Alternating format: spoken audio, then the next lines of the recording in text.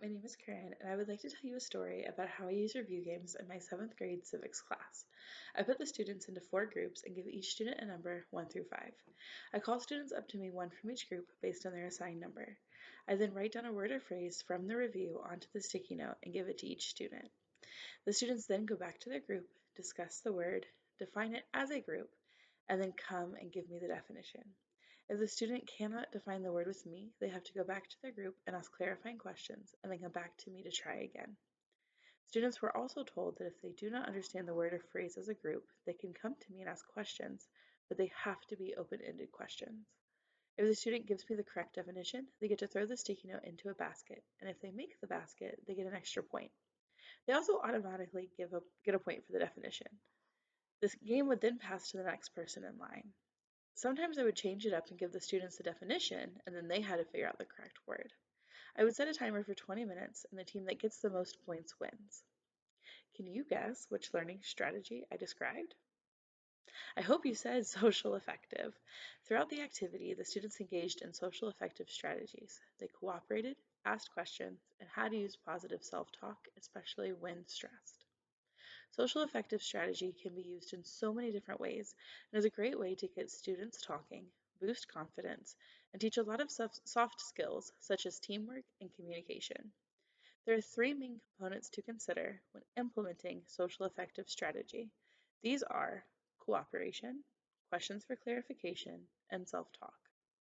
At the beginning of each school year, I go through each of these components and I teach my students how to do them.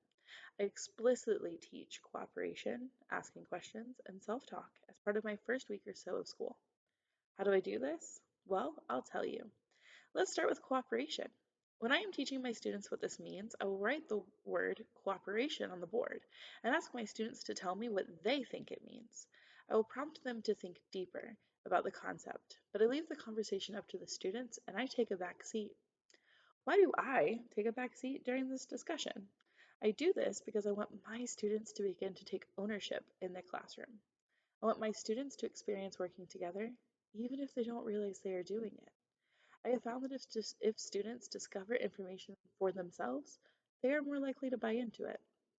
I want students to get to a definition similar to working with each other for a common purpose.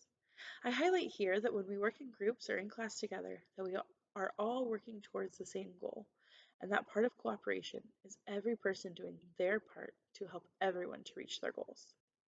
I also teach students how to ask questions. Why do I spend time doing this? I have found that sometimes students just simply don't know how to ask clarifying questions. They may just say, why? And I want them to begin thinking critically and dig deeper past the initial why. To teach this, I ask my students if they think asking questions is important. Based on this answer, I prompt the class to have a discussion about why asking questions is necessary while learning. I encourage them to discuss types of questions they can ask and which they think are most effective for gathering information. I model the difference between asking closed and open-ended questions. I will also create an anchor chart with my students during this discussion that contains sentence starters to prompt open-ended questions. Throughout the year, we reference this anchor chart during class discussions, and it is a great reminder for my students to always ask open-ended questions.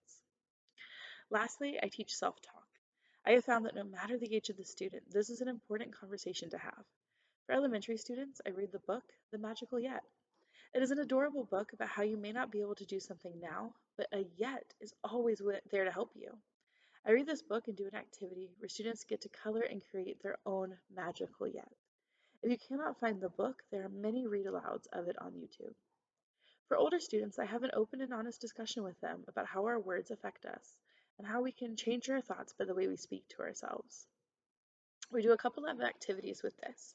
We write down some negative thoughts we have about ourselves on a piece of paper, not to share, of course. Crumble those pieces of papers up and then throw them away dramatically as a class. I even let my students chuck the paper across the classroom to make it fun.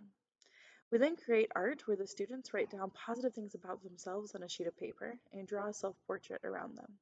This often becomes my first bulletin board for the year. By starting the year explicitly teaching these strategies, students know the expectations for working in class.